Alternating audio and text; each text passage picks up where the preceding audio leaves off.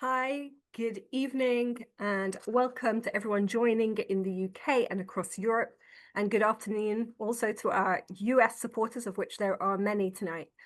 Thank you for joining us on this webinar on the topic of humanitarian crisis in Gaza.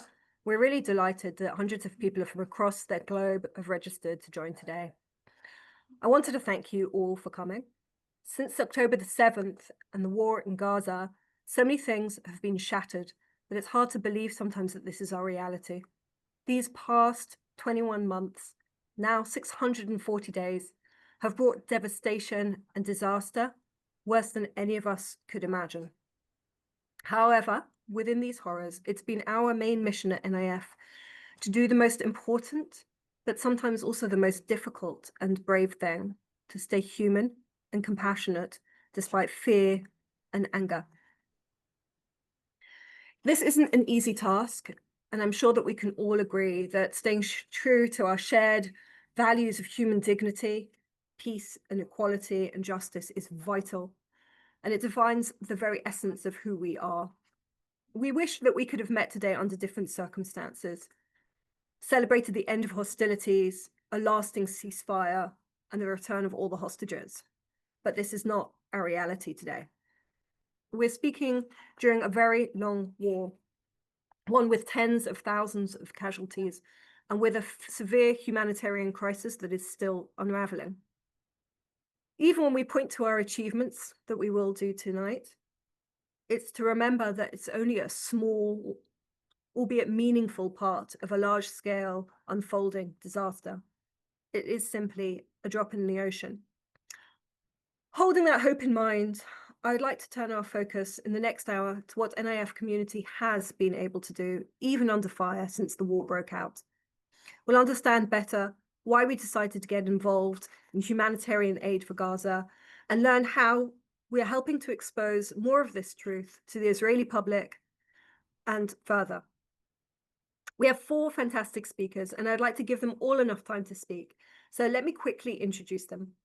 First to speak will be Elisheva Goldberg, Senior Director of Media and Policy for NIF in the US, a contributing writer to Jewish Currents, and also the former Chief of Staff for former Israeli Vice Prime Minister Tzipi Livni. We have the co-founders of Clean Shelter, Dr. Tom Kellner and Seba Abu Daka, an organization, a non-profit organization based in Germany that provides immediate relief to displaced communities in Gaza. We then have Adi Ronen Argov, the founder of the Daily File, a website dedicated to collecting facts and data about deadly and violent events in the West Bank and in Gaza. Because we have so many brilliant speakers tonight, there will unfortunately not be enough time for a live Q&A, but I will be bringing some of the questions to our speakers to ensure that this is a really dynamic and interactive session tonight. Elisheva, it's great to be with you. Can you start by telling us the story of how NIF chose to bring on the Gaza campaign in the spring of 2024? This wasn't business as usual for NIF. Can you tell us more? Sure. Hi, everybody. It's so lovely to be with you all. And I'm really, really happy that we have Seba and Tom and Adi to speak with us in a few minutes. I'm going to be really brief and just tell you sort of a quick overview of how we got here in terms of the New Israel Fund ourselves. This was certainly not business as usual. We do not usually fund humanitarian work. Our core work is civil society in Israel. We build a more democratic, more equal society for all. That is broadly our mission. And so much of our work and effort has gone into that in the last 40 plus years. We do all the work that brings Jews and Arabs together in Israel, work that insists on social equality, rights for everyone, that throws sand in the gears of this government's occupation of the West Bank and its plans to annex it.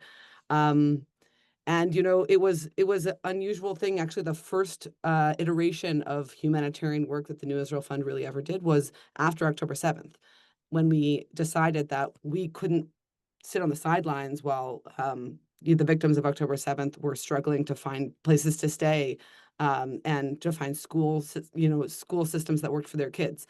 So we actually jumped in there, and that was our first sort of instance of offering support and immediate response in a crisis to people.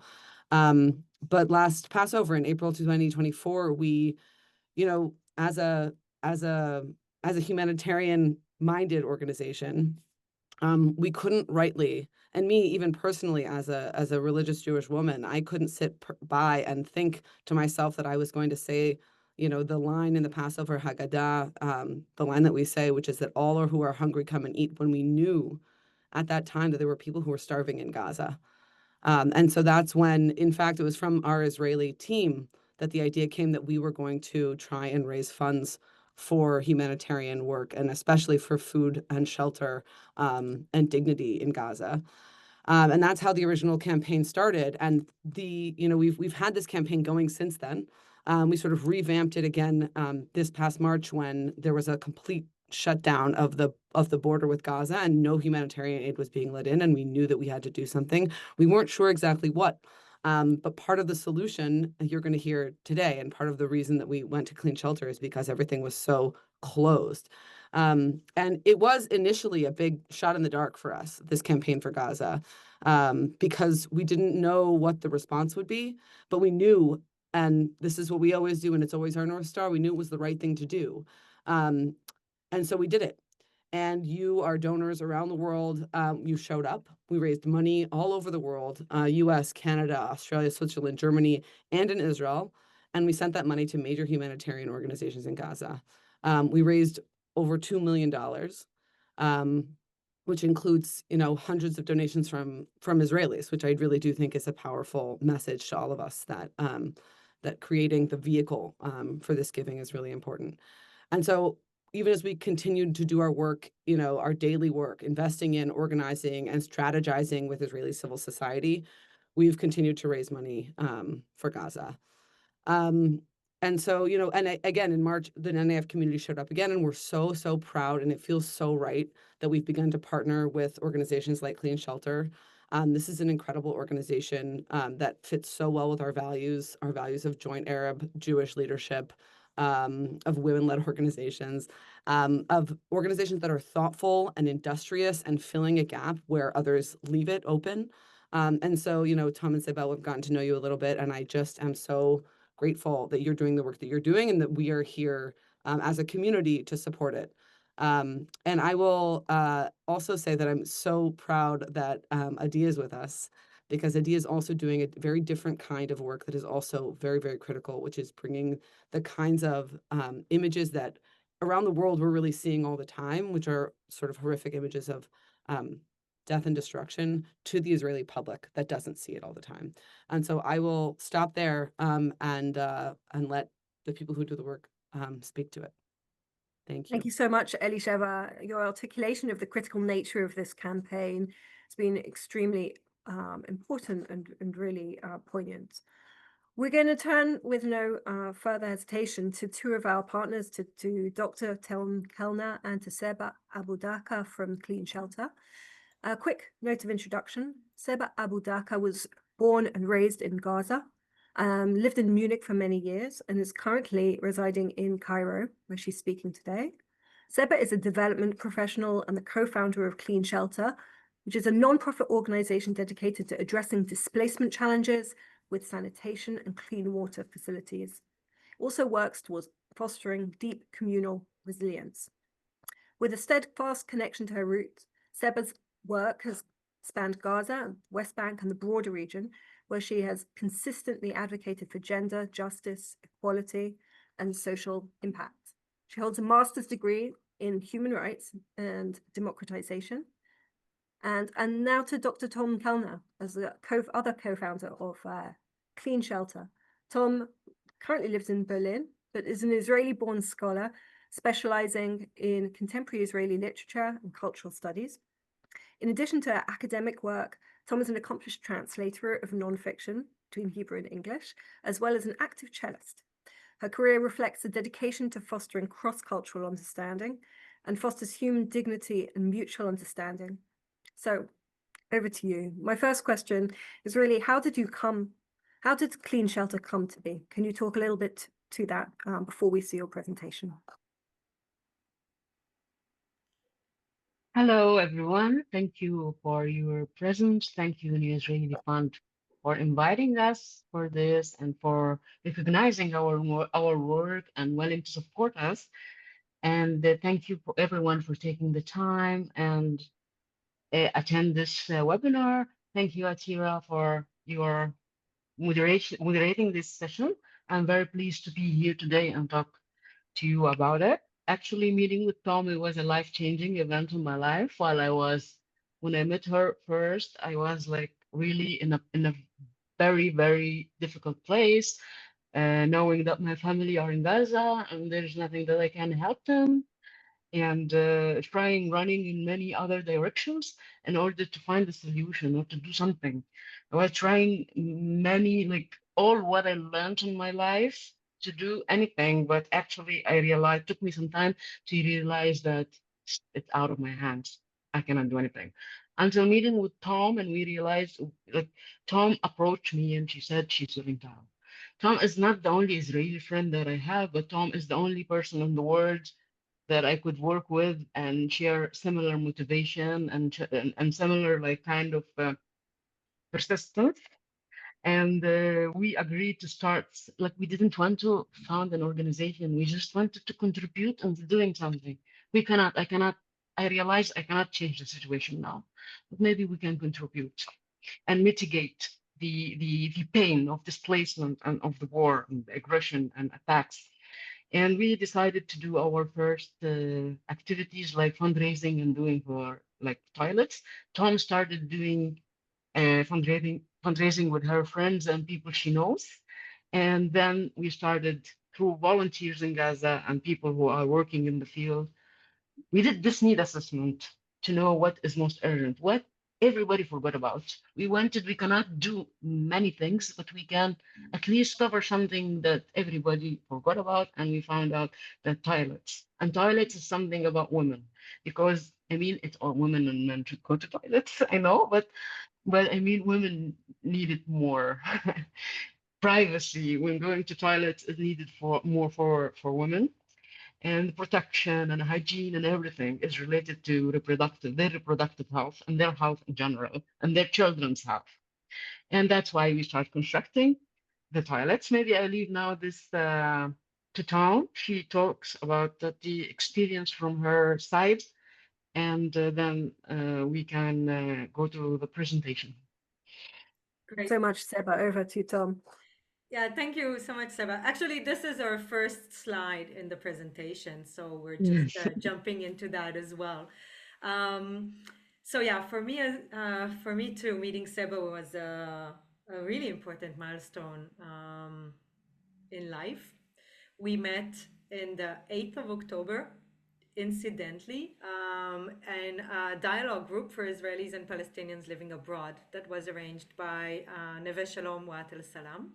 We scheduled this date already in the summer. It was really not intended to be in such a dramatic time. But I feel very, very lucky to have met Seba, because having a partner that helps you make a change in reality, I think this is this is quite a thing. So back to what we do. Like Seba said, we started by fundraising to construct a few toilets in Rafah. We were both quite surprised to see how many people respond to our call for donations. People were really, I think like us, a lot of people wanted to do something, and sometimes donating is, the best you can do. And the more donations we got, the more things we could do. And the things that we decided to do, at least at first, was to fill in the gaps, or let's say the spaces that were not dealt with by the bigger organizations, the stronger organizations. Like Seba said, toilets were one of these issues that were in a way overlooked by bigger organizations when constructing big camps for displaced persons. We moved on to water. From water, we moved on to infrastructure, but water is the same. I mean, what we did is we modified our direction by the needs on the ground. And that's why we think of ourselves as a grassroots organization, because we have a team in Gaza that are in charge of the operations. and because they reflect to us what are the needs of the community. They are part of the community, just like Seba is, and I think this is a major part in our success to implement the projects that we are doing. So we heard around May 24 that people are in desperate need of clean drinking water. There was a real catastrophe. People were drinking very highly salinated water. They were washing with seawater. There were a lot of waterborne diseases, atopic diseases. So we started purchasing and distributing water. I think we can move to the next slide, and from that we'll move on soon. So we started distributing water between the communities with a truck, and the fuel was costing even more than the water itself. We did that for a few months, and at the same time we decided to purchase our first desalination unit because we were thinking of a more sustainable solution for this distribution of clean drinking water. I think for us, this was a major milestone in the way we think about the organization and the way that it grows, because we really moved to more bigger, sustainable solutions that touch the root causes for much of the suffering that people are experiencing in Gaza. Moving on to the things that we're doing now, I just want to mention also 2 or 3 more milestones that for us in 24, and I encourage you to go on our website where you can see our annual report for 2024 and get a bit better understanding of what we did last year. We took part in the construction of the Zomi Shelter Center, which is in Al Muassi. That was already, I think, in March 24.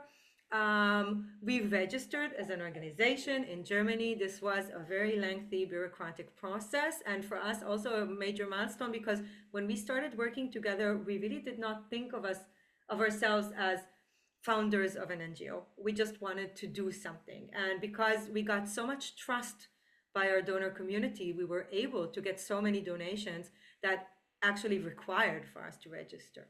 The last thing I would mention is our 100 toilets project that we did at the end of 24. We constructed and established, actually until now, I think it's already 250 toilets across Gaza, but at the time doing such a big project of 100 toilets at a time was a very major milestone. So we can move to the next slide, please. Great. This is I would say like an overview of our achievements. I will just mention a few and then I'll give the stage back to Seba. All in all, until today, we have delivered and constructed and established more than 1,000 facilities. This includes the rehabilitation of schools. This includes, like I said, over 250 toilets in the north, in the middle of Gaza, and in the south as well. All of our projects prioritize I would say the population that has less of a voice within this very, very difficult situation. So that would be women-led households, families that have handicapped people or people with disabilities, families with elderly people. Because these people, when there is a distribution line, they don't even get to stand in line. And for us as a very agile organization, we have the ability, moving from the ground up, to locate these families and give them the aid that they need. Another thing that we did in the winter between 24 and 25 were 2 very big campaigns that raised a lot of money to cover up schools, to create more isolation from the cold, to cover tents, to create some sort of insulation from the rain. And we provided 4,000 winter jackets for children and 1,000 blankets across Khan Younis and Al Muassi. And now I will move to Seba, please. Thank you. Sorry, unmuted.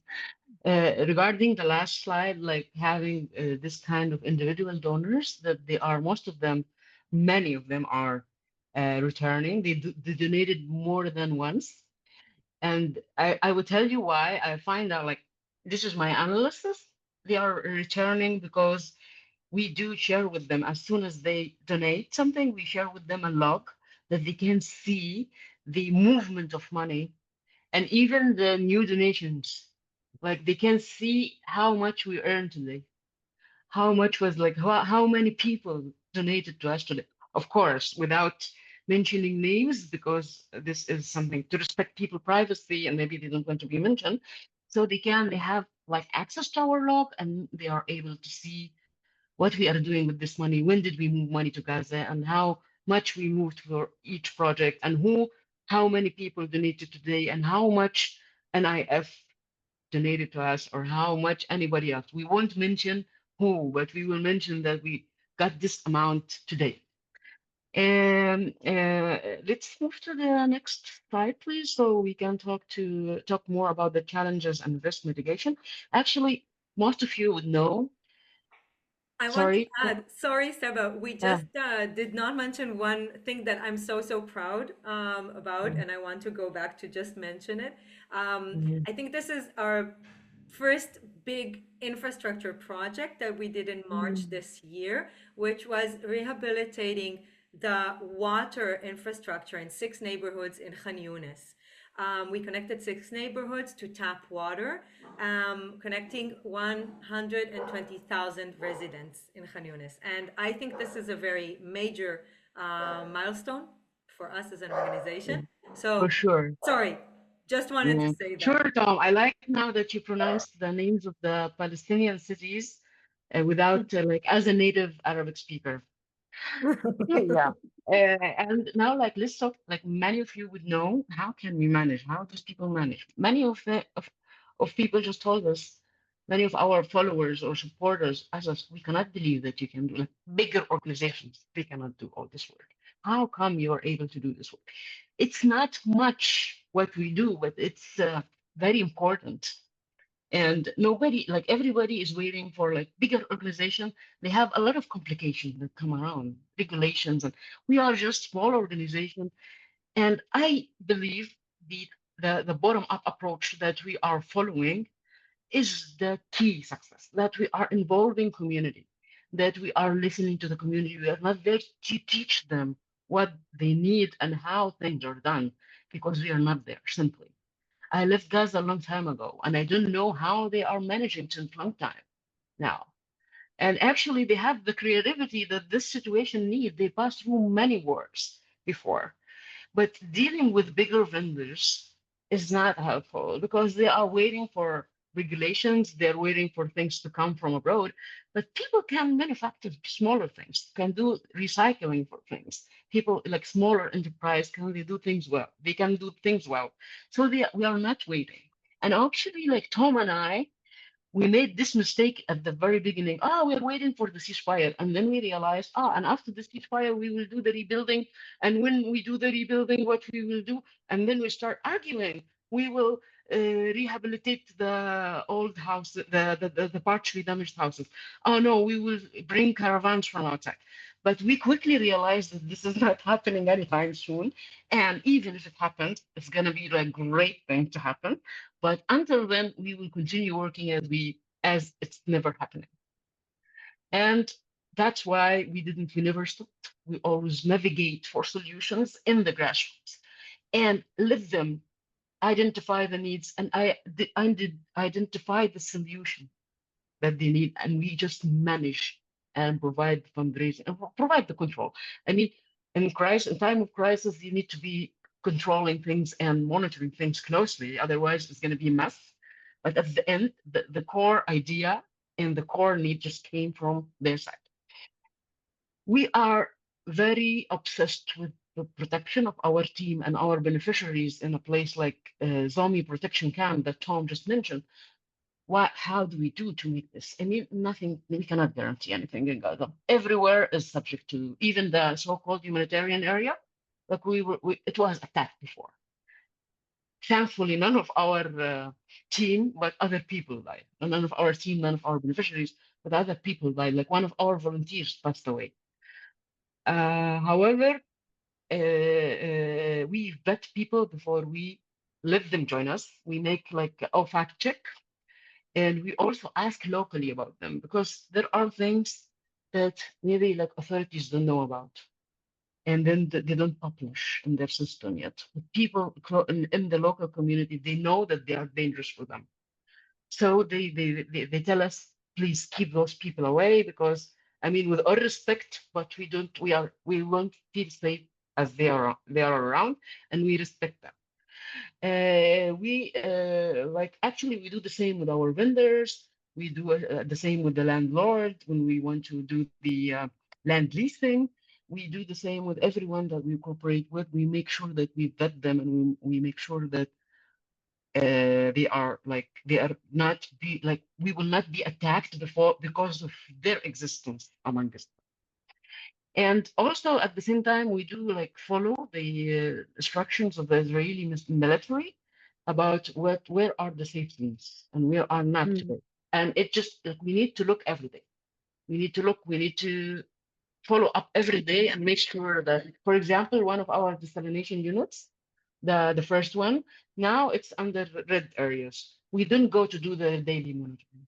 The neighborhoods, the 7 neighborhoods that Tom mentioned that we rehabilitated the existing water network, we don't do monitoring anymore because we won't risk our team to go there. Though we want to do monitoring. We want to when when the area is safe again, we want to resume our daily, weekly, or regular monitoring. Can we move to the other, please? The other slide. And then now, what is our priority after all this? After all this achievement, after having a strategy and having a vision as a clean filter, we realized that the water issue is something even started way before the war, and it became like a crisis, and very like people started to drink really highly salinated water and highly bad water with bad quality, and that caused them diseases like hepatitis A and like kidney failure. And now people, they don't have the luxury to rest and cure from any, like they die because of hepatitis A, which is not supposed to be killing people. And we realized that we need to solve the root cause because we are not a medical organization. And we realized that we need to focus on water and not, because last year we paid a lot of money to buy water, and then that left us with no assets.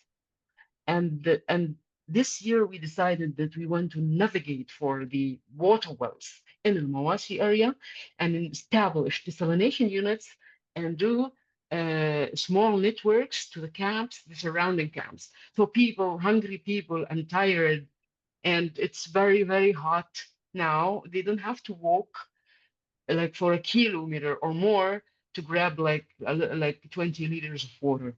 So they can get the water just next to them. And we managed to do that. That our ambition is limitless, but we managed to start little by little. Now we have our first desalination unit installed, and we do have the network or the water network that delivers water to 5,000 counts, 5,000 families in 5 locations. We have 5 locations functioning now, and currently being done that we have now secured fund to do 8 cubic meters desalination unit per hour for sure, and we will. It will be serving an area in El Mawasi where this area hosts something around 100,000 IDPs. We have this agreement with SMWU that they will be responsible to bring to deliver, because it's a generator powered, so to fill the generator of fuel, so it will work more and serve more people. So maybe it will work like for 8 hours every day, so we can deliver steadily to 5 to 8 outlets, or to 5 to 8 sites. We are hoping to have this done within the next 2 weeks, finished, finalized. And also we are working in repairing 2 desalination units that and now we got like the price quotation, and we will also in parallel do this and construction micro distribution network as well. The 2 desalination units are privately owned, but the owner just volunteered to give them to us. That we do the rehabilitation and take like most of he will take some of the water to sell it or to do what with it, or to maybe for himself. But the other, like the 10 cubic meters an hour it will be for us. So we can deliver it to as many camps as we can deliver to, because it's too much. When we have like 80 cubic meters a day, then we can maybe deliver to how many camps do you think, Tom? Still, we have the map. We have the map, the initial map for how many, for 5 camps, but this is just the first one, and then we will expand to many, many, and many. Yeah. Uh, yeah, and this is like a very ambitious project, and we are now working days and nights to secure funds and also to deal with the challenges in Gaza and find a good vendors to implement some kind of net, like some sort of the networks, and also to buy good desalination units that we will use them for a long time. And this became like, even like our dreams are getting bigger. Maybe Gaza one day will become independent in water. But like, I'm so sorry. I just know that the internal water in Gaza is not enough, even if we do all the projects. Maybe the sea one day we can just use it for drinking, because there are technologies, but we cannot use those kind of technologies, the high level technologies, if we don't have a permanent peace agreement. That, because this gonna cost billions, and this is like, we cannot have it, risk it to be destroyed in a day, you know. And so we are seeking support to have this project done and continue and delivering water, and at least it's just water. We are not just, this is basic need. This is something we cannot compromise. I think it's thank you, Seba, so much. I get always so excited when we talk about our projects and work. I wanted to give maybe just thinking that maybe people don't know where we're operating right now. So just to give just a bit of context, so Al Moasi is in the south of Gaza. It's what is now designated as the so-called humanitarian zone. There are currently over 1 million displaced persons in Al Moasi. This area before was not really populated, so it has no infrastructure for anything. And when we started working as Clean Shelter, we were thinking about half a year to the future, 1 year to the future, and now we understand realistically that people will have to live in this area for something between 5 to 10 years. And this means that we need to find sustainable solutions for them, because displacement is horrible.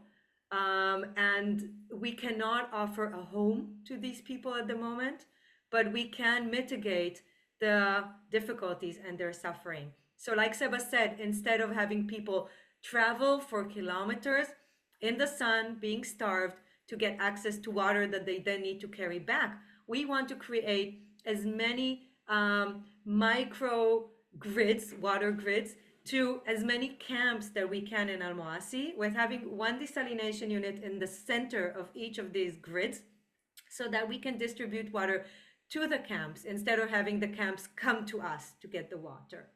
Yes. I can't hear you. So, but we'll just need to, we need to unmute you. Um, There we go. Can I, sorry. And also, people are interested to know the exact location of our facilities and where we operate. There is a map on our website where we're locating everything. Maybe like we didn't update it with the new desalination units, but we will do that during the week, so you can find everything that we constructed. Where's Domi camp? Where's other camps that we had before? Where are the desalination units? Where are the sites of water distribution? You can find them in the map on our homepage. And if still you need to know more, or it's not clear for you, please write to us and we will send you the coordinates. Sure. Mhm. Let's move to the last slide, because I want to kind of wrap things up. There are other speakers that I don't want to take too much of their time, though I love talking about us. So you can see here, first of all, our website. There is also the QR code that you can use. I like to finish with sort of, call for action. How can you help us in our work, in our goal, in our mission? First of all, talk about us tell other people about our work, tell other people about the organization, donate to our cause. When we write fundraise for us, what we usually mean is that just by talking about us, you actually are helping us broaden our network and our donor community. You can connect us directly with other people or trusts or foundations that you think that would be interested to work with us. In our email address that you can find on our website, it reaches Seba and me. So we are very, very communicative. It's very easy to reach us and to start a conversation with us. We now started also a new concept. For us, it's new, of having clean shelter chapters where volunteers are helping us fundraise, get more press coverage, and broaden our visibility. We already have one chapter in Italy. They also created an Italian website for us, which I think is wonderful. We are also discussing this option with other groups in Europe. And lastly, like I said, helping us reach media and press is also really important for our work. First of all, because it broadens our reach and so on, but also because we believe, although we do not do advocacy, and even though Clean Shelter is not a political organization, we do humanitarian. In Germany, we're registered as a charity organization, so we are not involved politically. But we do believe that what we do, even as a message, is very important. And we are always happy to talk about that as well. Thank you. Also dream about us. Yes, why Dream. not? Yeah. And if you have nice ideas and insights, share them with us as well. It's going to be very helpful sometimes. Yeah. Thank you very much for your time and listening. Thank you. Thank you, Tom and Seba, not only for your words and your time tonight, but for the truly inspiring work that you do every single day. Now for nearly 2 years that you've been working together.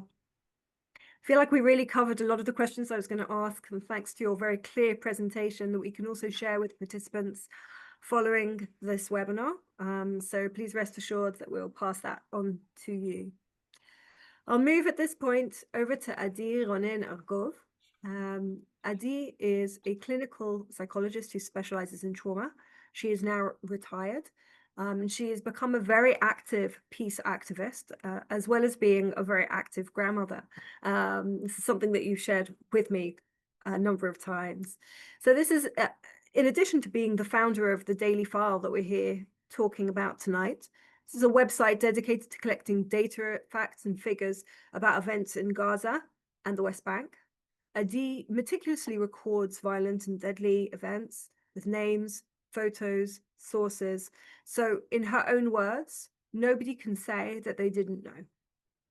Adi's work has garnered media attention both in Israel and across the world when they introduced a new element in the ongoing weekly protests. A silent demonstration where they hold up pictures of innocent children in Gaza who were killed during the airstrikes. We've invited Adi tonight so that she can tell us more about this silent protest, the response of the Israeli public, and how she became the Daily File's founder. Adi, welcome. Tell us a little bit more about yourself, please.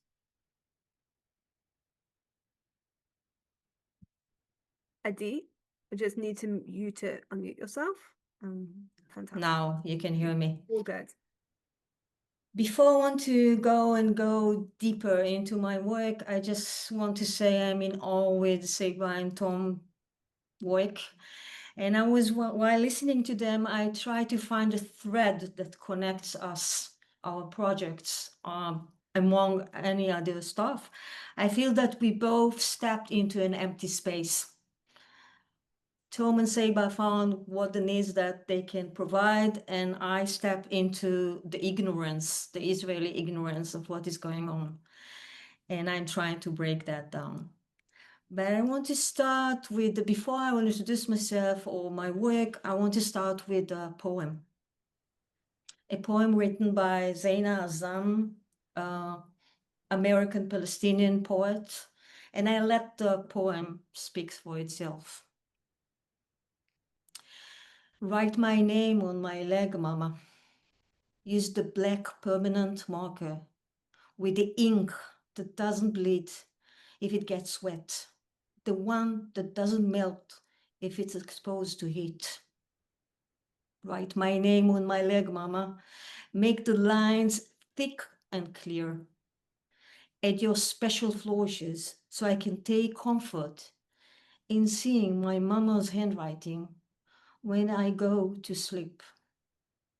Write my name on my leg, Mama, and on the legs of my sisters and brothers. This way we will belong together. This way we will be known as your children. Write my name on my leg, Mama. And please write your name and Baba's name on your legs too. So we will be remembered as a family. Write my name on my leg, Mama. Don't add any numbers, like when I was born or the address of our home. I don't want the world to list me as a number. I have a name, and I'm not a number. Write my name on my leg, Mama. When the bomb hits our house, when the walls crush our skulls and bones, our legs will tell our story, how there was nowhere for us to run. Thank you, Adi. In arrows strike to the heart. And it's based on the real story that parents in Gaza write the names of their children on their legs, that they will be identified in case of. So it's a true story. And also represent my intention in my project. I will try and tell you more about the project, then I will tell you about myself and the way I found myself doing it. Sure. Okay. So the Daily Five started 4 years ago, where I jumped with my heart first, not knowing and no intentions and the mind was back there. But then it came and developed and it became a meaning for me. My life project, the mountain that I decided I'm gonna climb as an activist.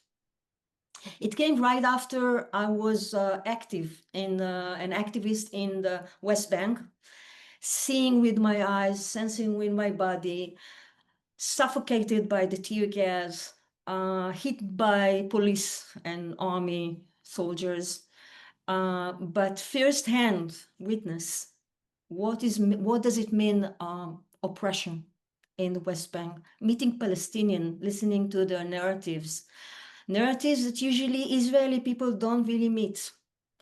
And though I was involved in that before, for me it was a milestone in my journey.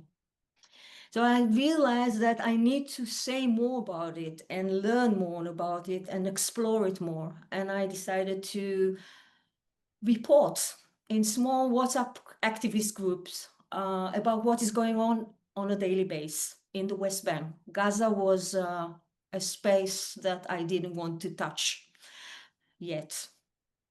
So it started from informing what is going, the daily events, attacks by the army, attacks by settlers, demolishing stuff, and on the everyday during the night. But then Shaul came and he developed it and upgraded it into a website, and we became more efficient in that.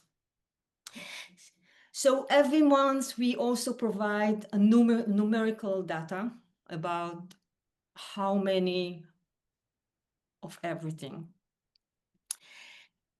I call it the zoom out, the way that people can know more about what is going on, the bigger picture.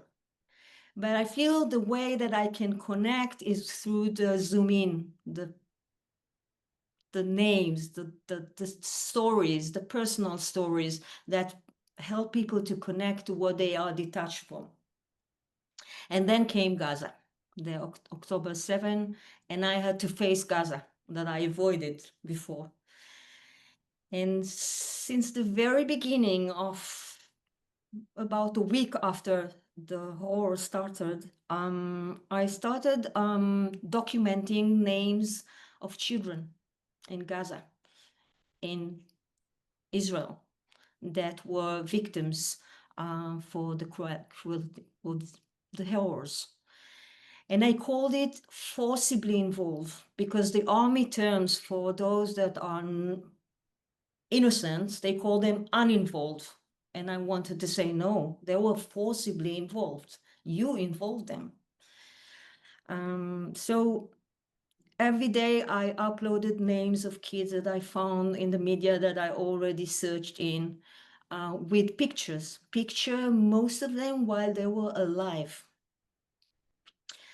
Most of them doesn't have pictures. Then came Lebanon and Iran, and everybody, we uploaded names of, at the West Bank, we uploaded names of all the children that are involved, forcibly involved in the conflict. Though conflict is a quite not suitable word. So that's the zoom in, that you can connect, and there's the zoom out. And imagine every day, 3 to 4 hours, digging into real darkness with videos, watching, trying to validate, crossing information between different sites. Well, around me, people are in total denial. They don't know what is going on.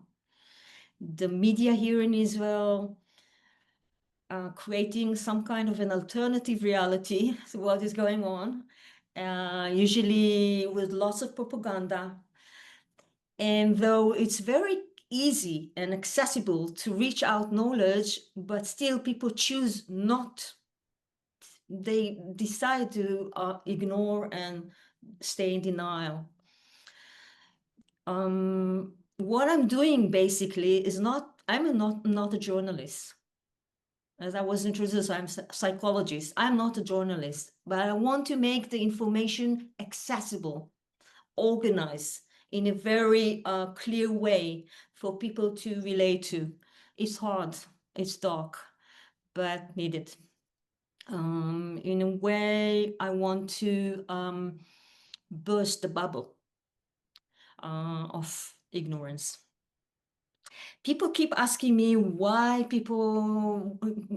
many journalists and foreigner journalists and people that interview me keep asking me about the Israeli denial. Why? How come the people that were victims of the Holocaust can be in such a denial to what they're doing? I don't know. I think we will know in the narration why we do that, because at the moment it's too close, and history will tell the story. But I have few hypotheses about it, connected to my background as a psychologist. First one is that the army is the people's army. Everybody knows someone that is in the army. Everybody served in the army. They know that the people, the soldiers that are basically doing war crimes at the moment. And there is this kind of paradox. There are war crimes, and I know those people. I love them. Actually, they are my neighbors, they are my kids, they are my cousin, they are my nephew. How can I call them war criminals? So I choose the love of my community instead of realizing what is going on. That's the first thing. The second thing is about trauma. I think the Israeli community is in, well, compared to what is going on in Gaza, I can't even compare. But basically, the Israeli community are in a complex trauma. Not at one time, we are still in trauma, and the media and the government keep on pumping all kind of edgy and overwhelming stuff to keep us in this state of overwhelmed. And when we are overwhelmed, our responses become reactions, survival reaction. We don't want complexity. We don't want to know.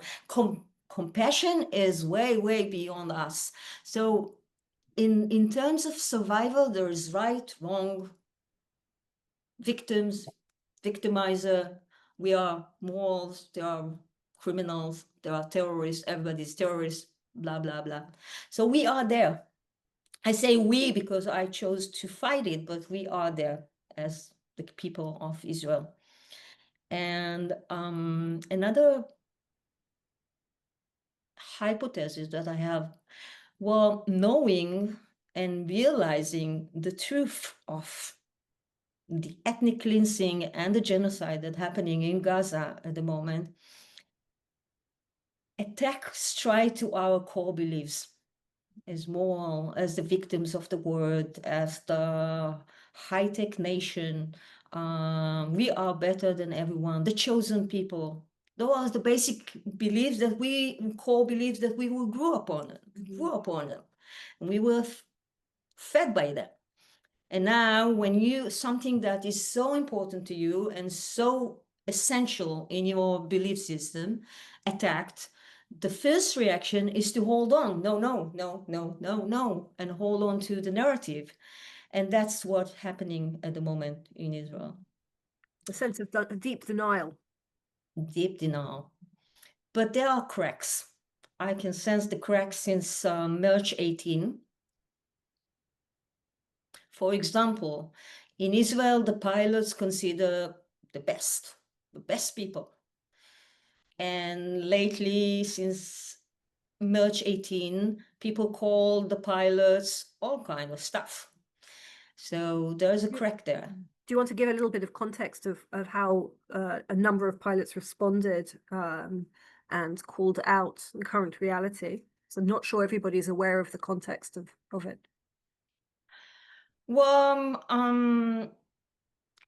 I will start from an example. Part of the demos that we're doing is in front of an army base, Air Force Army bases. We stand with picture in silence, picture of the kids, and watch them, calling them, watch, look at their faces. And I can see the edginess there. The ways that they try not to look at it, they turn on their face. They are very hostile. They push us away because they don't want to see. But when you not sure of what you're doing, you don't need to push. So they push us because I feel there are cracks there, and we had some kind of a talk with one of the pilots, and there's a crack there among them. So let's hope for that. I just want to raise doubts. My project and the forcibly involved, especially forcibly involved, the zoom in, the story, the kids got viral, and more people asked me for pictures, and then people were inspired by that, and then the silent protest became. We started from 10 people. The first silent protest was 10 people in the middle of Tel Aviv. Last Saturday, we were 1,000 people standing for more than 1 hour, standing with pictures and candles. And the people that marched towards release the hostages demo, they were going through, we were standing in two lines on both sides of the street, and people marched through us.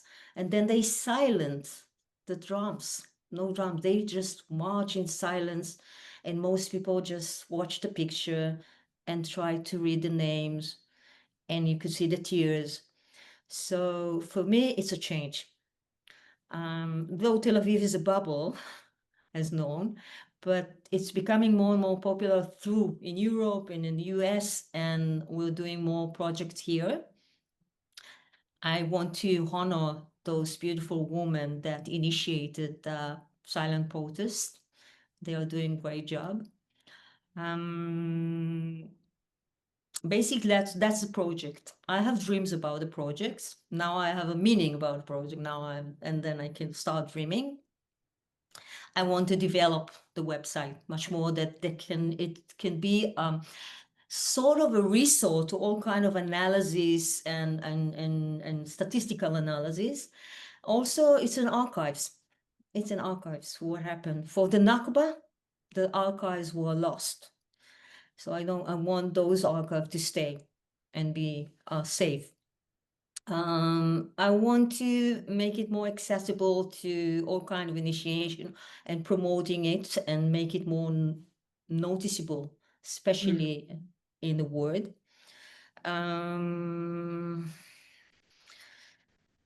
That's about it. You asked me how I turned from a psychologist, a clinical psychologist, staying in the clinic and working with people in trauma, and then switching into full-time job activist, 3 to 4 hours a day, working with the darkness. Because I'm working with humanity. I want to respect humanity. This is the common thread between my profession. I want to stay human, to stay aware of humanity and respect human rights. This is my mission as a psychotherapist and also as an activist. Also, I'm a child psychologist, so children were always my gateway, you know. And I can't even imagine the kids of Gaza, what they're going through. Probably all of them need some kind of psychological help. Yeah. I'm a storyteller. Yes. I want to tell the story that is silenced. Palestinians that have Israeli citizenship, they cannot even speak about their relatives in Gaza because they are then considered traitors. So I can speak for them. Or the people in the West, the Palestinians in the West Bank, they are silenced. They are under oppression. So I want to tell the story.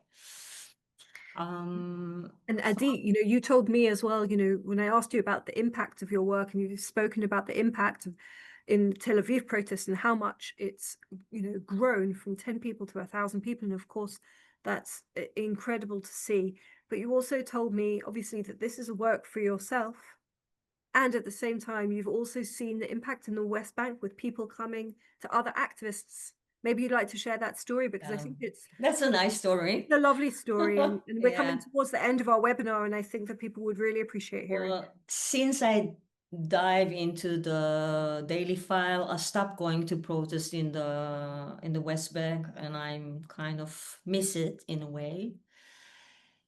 And one of my friends visited his friend, a Palestinian friend, in his village in the West Bank, and they were sitting for coffee and talking and sharing about the situation. And then the Palestinian asked him, "Do you know Adia Gov?" They say, "Yeah." It's like, "Wow, she's famous here." So please thank her for being the voice. So I know that is not mission completed. Yeah, I know that that's not for, it's not for that you do the work that you do, but I think it's still that's the biggest fuel that I can take to move forward. It's hard, it's dark. For many, I'm considered a traitor. Doesn't care about it. Yeah, I'm doing what I came here to do. Humanities. Tell the story of humanity. And just as we tie up the end of the webinar, I want to ask you what your dream and your hope and your blessing is for the people you are with in that darkness. Just what comes up into my mind to retire. That I will not have nothing to report, but it's not gonna. For Israeli to meet Palestinians, to break down the narrative that there is a beautiful children's story in Israel, say that the little kid was afraid of rabbits. He never met rabbits, but he was so afraid of rabbits. And one day he met a rabbit in the woods, and he didn't know it's a rabbit. It was some kind of cute little guy. And the rabbit was scared of children and say, "Oh, thank God you're not a child, because I'm scared of child." But I never met children. So they met, and they became friends. So that's what I want more people to know about. I want to bring back humanity to what is happening. I feel that in the base of everything, there's a dehumanization of people, the Palestinian people. And I want to bring back humanity and rehumanize and encourage people to meet each other. Thank you. And in fact, that really threads back as well to Seba and to Tom's work, because when I think about sanitation, the need for privacy in personal hygiene, the need to access clean water, that's also about basic humanity. And I think that's what if we can take away one message from this webinar, I think it's about our commitment collectively here at NIF and in Clean Shelter, Daily File, and so many other organizations that we support, to recognize that, to hold on to that, to work and pursue that goal. And with that in mind, I want to thank you, Adi, to thank you, Seba and Tom, and of course you, Elisheva, too, for joining us today. And to thank again over 300 people joining us today from all over the world. I look forward to continuing this journey together, hope for better news and better times, and we can move towards putting our values into action. Thank you.